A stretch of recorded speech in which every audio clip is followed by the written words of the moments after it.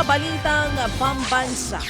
Nilinaw po ng Department of Justice o DOJ na hindi labag sa batas ang paghahain ng kaso laban kay dating Pangulong Rodrigo Duterte. Ayon po sa DOJ, gumagana lamang ang presidential immunity sa nakaupong presidente kaya pwedeng sampahan ng anumang reklamo si dating Pangulong Duterte na tapos na nga ang termino.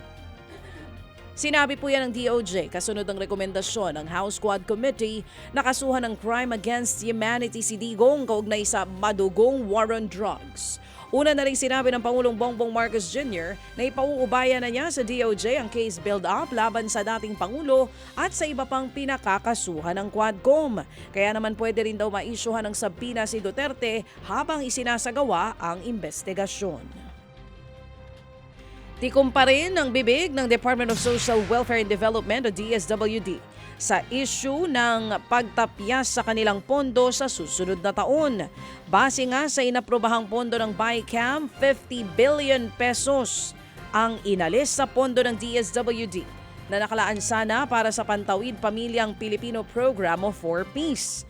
Habang 26 billion pesos naman ang ibinigay nilang pondo sa kontrobersyal na ayuda sa Kapos ang Kita Program o AKAP. Tinatawag na pork barrel ng ilang kritiko ang programa. Pero tumanggi munang magkomento ang DSWD sa issue ng kanilang budget hanggat hindi pa raw ito napipirmahan ng Pangulo. Gayunman, nilinaw naman ng DSWD na sumusunod sila sa panuntunan at hindi raw nila hinahayaan na maggamit sa politika ang kanilang programa. Napakahalaga po yung isinasagawa na assessment ng ating mga social workers. Kung kaya nga po, tayo ay nakakatiyak na hindi po magagamit sa pag-advance ng political interest ng sino man yung pong programa. Yan nga po ang tinig ni DSWD Assistant Secretary Irene Dumlao. Malabo naman daw bigyan ng clemency ang drug convict na si Mary Jane Veloso kahit nakabalik na po sa Pilipinas mula sa bansang Indonesia. Ayon mismo kay Pangulong Bongbong Marcos Jr., walang binigay na kondisyon ng Indonesia nang ilipat nito ang kustodiya kay Veloso sa Pilipinas. Pero kailangan pa raw pag-aralan ng gobyerno ang kaso ni Mary Jane para matukoy kung dapat nga ba siyang mabigyan ng pardon para makalaya na.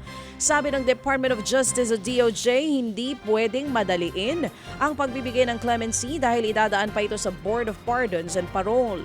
Pero kung hindi man mabigyan ng clemency, pag-aaralan din ng DOJ kung kwalipikado si Mary Jane na makuha ang Good Conduct Time Allowance o GCTA para nga tuluyan ng makalaya ito.